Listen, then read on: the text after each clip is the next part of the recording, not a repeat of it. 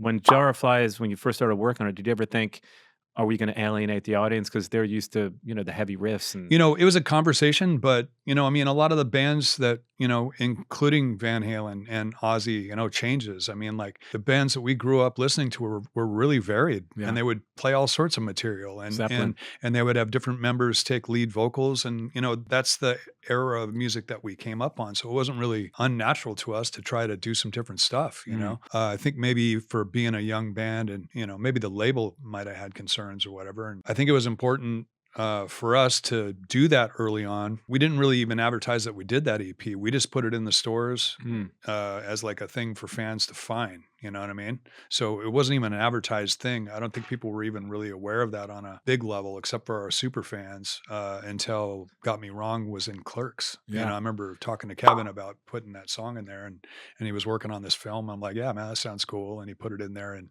that song kind of blew up with that movie. And everybody's like, man, that song's cool. You're a new tune. I'm like, that's a couple of years old, Yeah, yeah. but cool. Thanks.